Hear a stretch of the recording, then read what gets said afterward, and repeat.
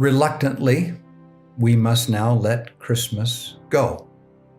But that sweet, peaceful, neighborly spirit that made the holiday so wonderful, well, that we can keep. How? Do as Jesus did after his first Christmas. You'll remember that when it was safe, Joseph brought Mary and Jesus out of Egypt and settled them in Nazareth in the Galilee.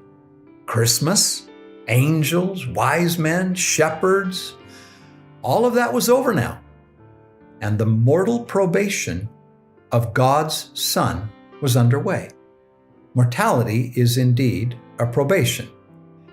Each of us is given a body, a mind, and a heart, and the time, means, and commandments and covenants to improve all three. With these gifts, we live life to love God and our fellow men, serve, and learn to become more like God. Well, it was exactly the same for Jesus, and more so. Why? Where much is given, much is required. Will the progress be slow and take time? Well, yeah, of course. It'll take a while before we're ready. I mean, after all, it was 30 years before Jesus began his ministry and was ready according to the will of the Father.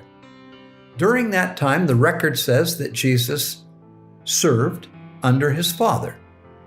Well, in some sense, Joseph was a carpenter or a construction man, maybe a fine craftsman, I don't know.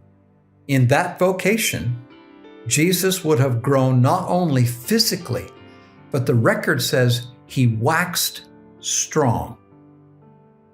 Jesus was a physically strong, well-developed man.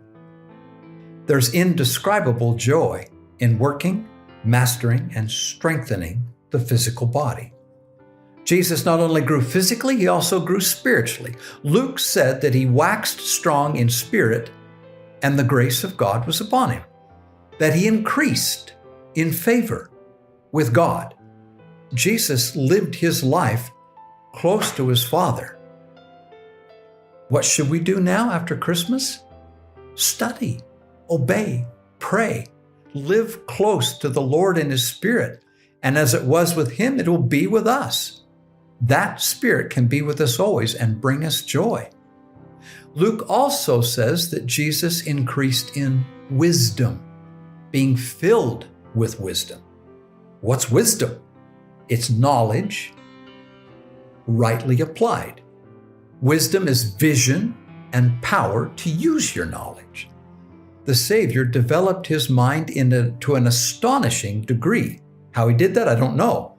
But he became wiser than any man in his generation, even Solomon himself. It is for us as it was for him. Pray, study, improve.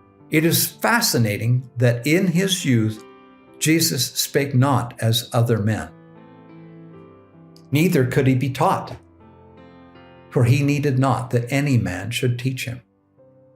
Jesus was intellectually so far above every man in his day in every way, yet he increased in favor with God and man. People liked him. Stark contrast to his life later at the end. Jesus loved and learned to love and was loved, as I hope it happens with you. Again, my dear friends, Christmas is over. A new year is just around the corner. I hope we do as Jesus did after his first Christmas. Grow in mind, body, and spirit. Open our hearts and love God and love our fellow man.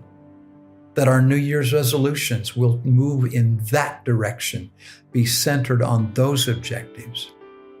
My friends, as we let God in, the Father will take us from grace to grace, just as he took Jesus, higher and higher in power, perfection of mind, body, and spirit, until that perfect day when, as Jesus was raised to sit on the right hand of God, so will we be drawn into the presence of God, just men and women made perfect. I hope that you are inspired through your New Year's resolutions to bring the plan of happiness to a greater fruition in your lives. God bless you.